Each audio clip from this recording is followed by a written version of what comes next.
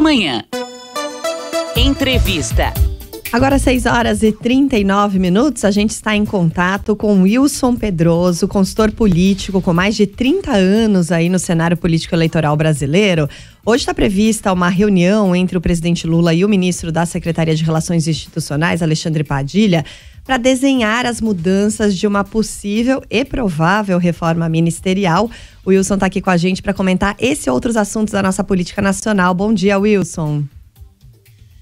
Oi, bom dia, Michele, bom dia, Ana. Um bom dia para todos os ouvintes do Jornal da Manhã. Michele, só antes eu quero tomar a ousadia de discordar da Ana. Hoje vai ser 2-0 pro Corinthians. Opa! Vamos aguardar. Aí já gostei aqui a nossa entrevista, viu, Wilson? Bom, vamos lá. Até que ponto, na sua visão, o presidente Lula, ele deve abrir mão de aliados em prol de uma governabilidade no Congresso? E como você avalia hoje a base do atual governo Lula no Congresso Nacional, Wilson? O governo Lula, entrou como presidente nesse novo mandato com a impressão de que ele estava no seu primeiro mandato, Fernando Henrique. O mundo político no país mudou. Então, junto com isso, ele tem que recompor uma base, pois ele tem uma base frágil, que vem de um governo de Jair Bolsonaro, e acaba tendo que cortar muito na carne. O PT, quando assume o governo, acaba colocando nos principais cargos quadros do seu partido. Só que nesse momento, isto não funciona. Você tem que ter o maior número de aliados atendidos na Câmara, ou aliados da Câmara e Senado, para governar e para aprovar as suas principais pautas nacionais, entre elas a história da nova questão financeira do arcabouço fiscal. Uhum. Exato. E aí, nesse caso, então, você acha que o movimento que o governo federal deve fazer agora deve ser muito parecido com aquele que o Lula fez lá no primeiro governo dele, de ter que abrir mão mesmo desses aliados em prol dessa governabilidade? Até que ponto isso compromete também o governo de ficar ali devendo favores, aquele jogo que a política tem, Wilson? Mas esse é um jogo que existe em toda a democracia. Existe aqui na Câmara Municipal e Prefeitura, existe na Assembleia e no Governo de Estado, e não é diferente no jogo nacional. Aliados ficam pressionando o governo por cargos e o governo vai liberando aos poucos a conta-gotas. Então, ou seja, já passou 7 meses do primeiro ano de governo, agora faz uma reestruturação, identificou as pessoas seus aliados que também estavam indo bem ou não, e faz a troca e vai fazendo a gestão junto aos quadros que eles têm de pessoas, de ministros e secretários nacionais pessoais do presidente Lula. Uhum. Você imaginar, um dos quadros que devem ser movimentados, ou que estão citando movimentar, o Márcio França, PSB, aliado do presidente de primeira hora, mas não tem mandato, então acaba perdendo força. E aí essa vaga entra no leilão político deste momento. Você, olhando para o cenário como está e por essas articulações, qual é o partido que sairia beneficiado de uma possível reforma ministerial? O Centrão, né? Nesse momento, e sempre foi assim, né? O Centrão vai formando blocos, vai tomando o governo, muitas vezes não presta atenção nessa união política do próprio Centrão, e aí, em algum momento, quando o governo começa a enviar pautas importantes ao Congresso, eles começam a fazer as cobranças e começam a colocar faca no pescoço ou da Casa Civil ou do próprio presidente Lula.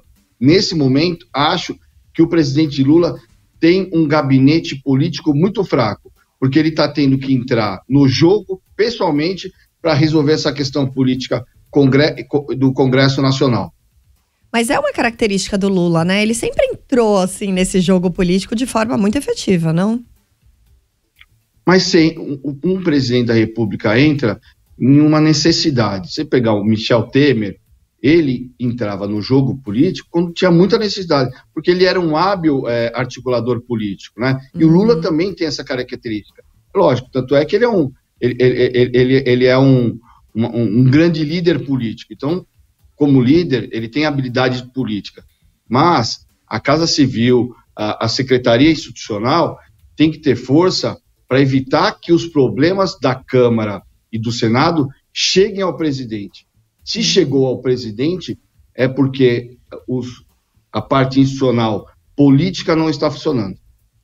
E aí, nessa mudança, você vê alguma possibilidade do Padilha sair de cena também, de ocupar o cargo, ou não? Não mexeria nisso? Existe uma reclamação dos parlamentares que o Padilha não tem conseguido e não tem tido força para dar seguimento às demandas do Congresso, né? E dos acordos. Muitas vezes fazem os acordos e os ministros e os ministérios não cumprem. Aí ele acaba perdendo força. E com a entrada do Lula, mostra que ele está cada vez mais fraco nessa articulação política. Uhum.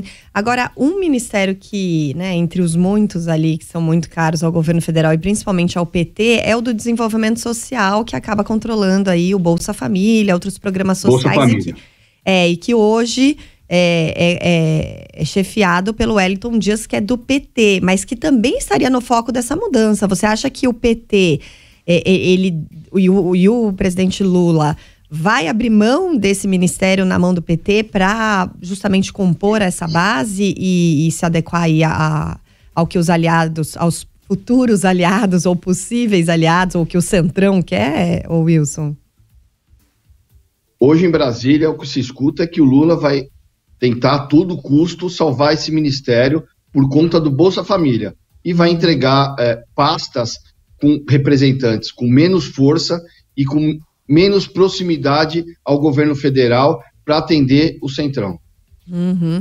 Agora, só para a gente fechar aqui também, a gente acompanhou nos últimos dias, teve até uma reportagem no jornal O Estado de São Paulo, falando sobre as articulações políticas do vice-presidente, ministro também, Geraldo Alckmin, que ele tem atendido muitos prefeitos paulistas no seu gabinete, que ele está fazendo uma articulação e que isso poderia indicar uma possível candidatura do Alckmin ao governo do Estado de São Paulo em 2026. E aí, algumas pessoas próximas a ele, ao jornal O Estado de São Paulo, disseram que ele só vai sair se for numa composição com o PT. O que seria, né, até bastante curioso, apesar dessa aliança hoje no governo federal, pensar que ele foi governador por tanto tempo e a oposição era justamente o PT. Como você vê essa articulação aqui no Estado de São Paulo, Wilson?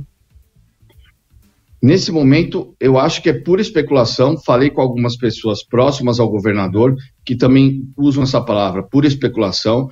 Governador Geraldo Alckmin tem o hábito franciscano de tomar café para escutar e ouvir impressões de seus aliados. Ele acaba vindo muitas vezes para São Paulo e atende os prefeitos, que muitas vezes pedem agenda em Brasília, atende aqui, escuta, fala um pouco, conta dois causos. Agora, é muito difícil imaginar que um vice-presidente da República, por mais que tenha um sonho de 2026 voltar a ser governador, coisa que eu não acredito, que é o sonho dele real é de ser presidente, tanto que já concorreu 2 vezes à presidência da República. É muito cedo para imaginar que o vice-presidente Geraldo Alckmin esteja se articulando para 2026 para governador do estado. Uhum. As próximas eleições são em 2024 para prefeito. E essas eleições que dão o caminho e direção de onde os políticos vão caminhar. Quem consegue ser senador, quem consegue ser governador, porque quais os partidos que fazem o maior número de prefeitos, quais os partidos que fazem o número de vereadores, que viram base nos estados para levar o pretendente e tal. E conhecendo Geraldo Alckmin, ele não faz movimentos explícitos. Tanto que ele foi candidato a vice-presidente, falando que queria ser candidato a governador. E do dia para a noite, se filiou no PSB e virou candidato a vice-presidente da República. Então, não é prática do governador Geraldo Alckmin fazer movimentos bruscos ou movimentos que sinalizem o seu movimento político, de aliança, de futuro. Nesse não é o Geraldo Alckmin que nós, aqui em São Paulo, estamos acostumados a ver. O Geraldo Alckmin, que todos estão acostumados, é esse Geraldo Alckmin que toma café de final de semana com prefeitos e aliado para tirar impressões da política do dia a dia, e não para fazer costura para futuro de 2026, nem de 2024. Wilson Pedroso. Para imaginar, e outra, só para complementar, ele tem uma pasta muito importante. Com a reforma tributária, com essa história do arcabouço, só para as empresas modernizarem seus campos tecnológicos, modernizar, trocar as máquinas, ele vai ter um valor de 18 bilhões. Fora o pacote que o Lula até anunciou a semana passada, sem até combinar com o Fernando Haddad, que é um pacote de empréstimo para as linhas brancas, né? De diminuir o imposto das linhas brancas. O que é linhas brancas? Geladeira e fogão.